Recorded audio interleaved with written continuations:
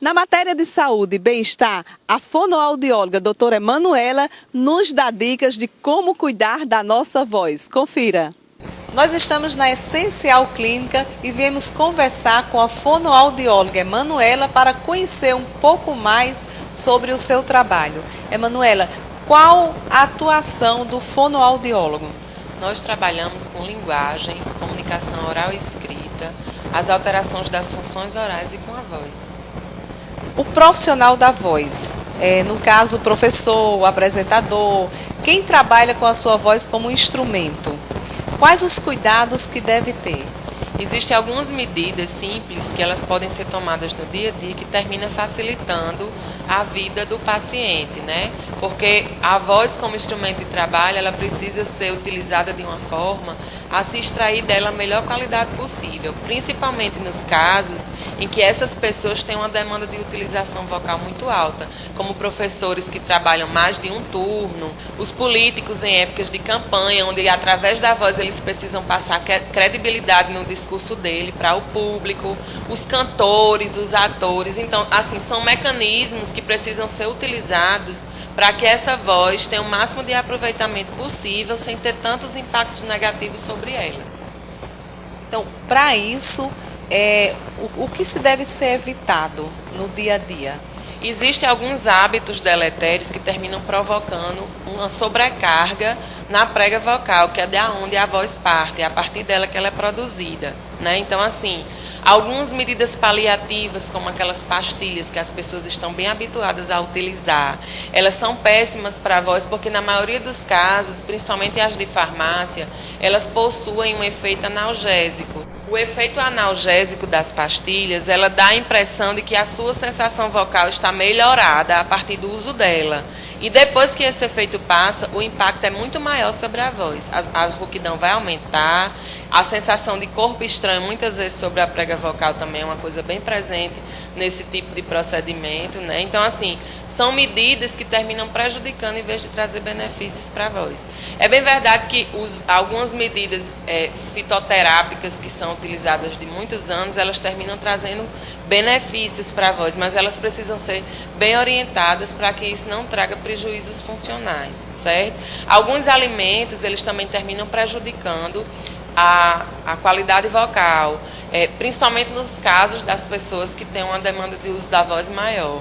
Os chocolates, os derivados do leite, as bebidas gaseificadas, ela aumenta a produção de muco, o que faz com que a pessoa que usa a voz com a intensidade maior, ela tem uma sensação de corpo estranho sobre a prega vocal. E o que é que ela vai fazer nesse momento para melhorar essa sensação? Ela vai pigarrear.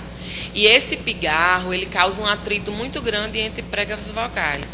E esse atrito pode estar gerando uma patologia de massa, que é popularmente conhecido como calo de prega vocal, que é prega, gente, não é corda. As pessoas têm o hábito de chamar de corda vocal. E um dos problemas que mais causa os nódulos em pregas vocais, que pode ser nódulo, pólipo, vai depender do tipo de patologia de massa, é o pigarro. Né?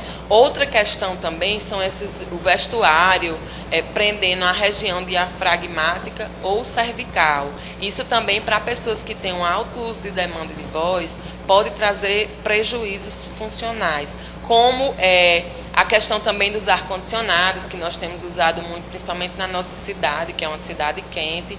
Imagine que você está aqui dentro de um ambiente com ar-condicionado e você sai lá na rua, então você tem um alto impacto sobre o corpo de uma forma geral, e isso para o profissional da voz também é muito negativo. Então são cuidados simples que a partir de orientações para o dia a dia podem estar modificando o padrão e potencializando o uso da voz sem trazer tanto prejuízo à qualidade vocal.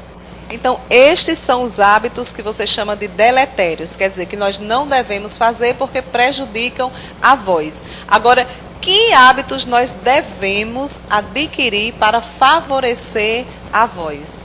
É importante que os profissionais da voz atentem para procurar um profissional fonoaudiólogo, né, para se submeter a uma avaliação, porque os cuidados eles são muito gerais, mas é importante que eles partam de uma avaliação específica, né?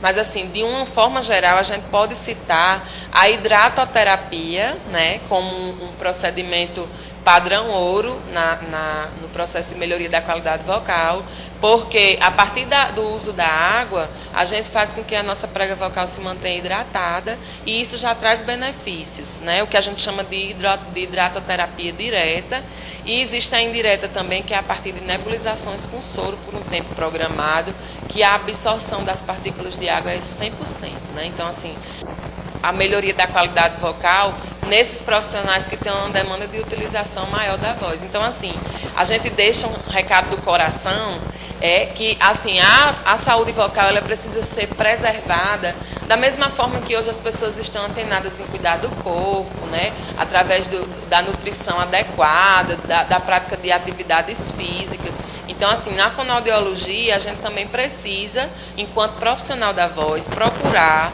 um fonoaudiólogo para estar sendo avaliado e se submeter a um procedimento que possa favorecer uma melhoria da nossa qualidade vocal.